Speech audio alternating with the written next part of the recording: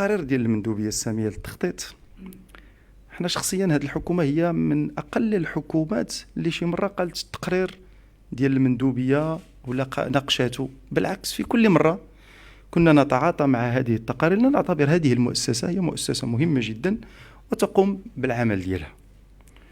وليس هناك روايه حكوميه مختلفه بالمناسبه. ما قدمه السيد رئيس الحكومه ما كاينش الروايات، كاين الحقائق.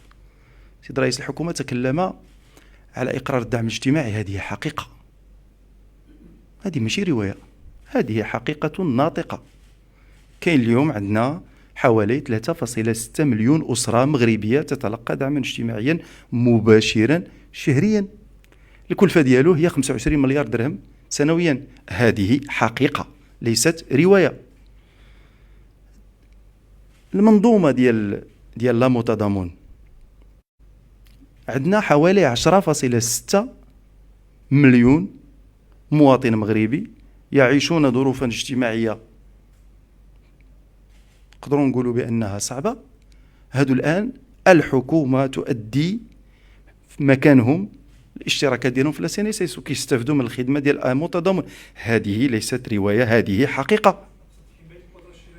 حمايه القدره الشرائيه، الحكومه داكشي اللي عملت الحكومه في حمايه القدره الشرائيه لم تفعله اي الحكومات.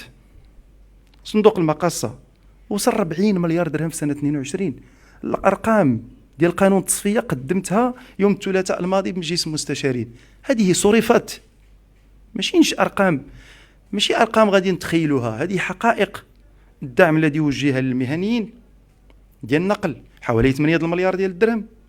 الدعم الذي وجه للمواد الاستهلاكيه الاساسيه هذه ايضا حقائق، حوالي 10 مليار ديال الدرهم.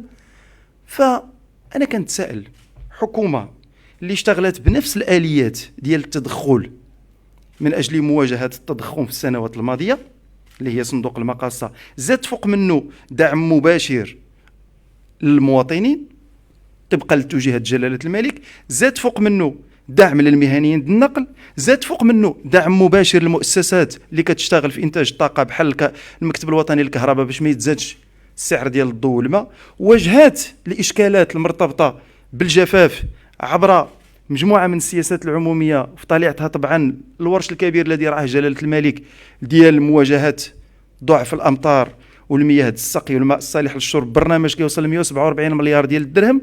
شنو يتعمل مازال أكثر من هذا؟ يجب أن ننتبه. هادشي كله في إطار واحد الوضع ديال عدم ديال تخفيض الاستدانة، ديال التحكم في العجز، وديال أنه تبقى بلادنا واقفة على رجلها ماليا وعندها توازنات كبرى. أنا كنتسائل شنو هي الحلول اللي يمكن تعمل أكثر من هذه؟ ماشي أبرئ الحكومة وهذا واجبي أنني ندافع عن الحكومة، ولكن أنا أعتقد بأنه ما تم القيام به في المجال الاجتماعي سيظل مجهودا كبيرا واستثنائيا. هادشي كله وعندك واحد 45 مليار درتيها في الحوار الاجتماعي، لأنه آمنتي بأنه الموظفين والشغيلة محتاجين لدعم. والسنة المقبلة عندك عاود واحد الإجراء مهم جدا على مستوى قانون المالية ديال تخفيض الضريبة على الدخل.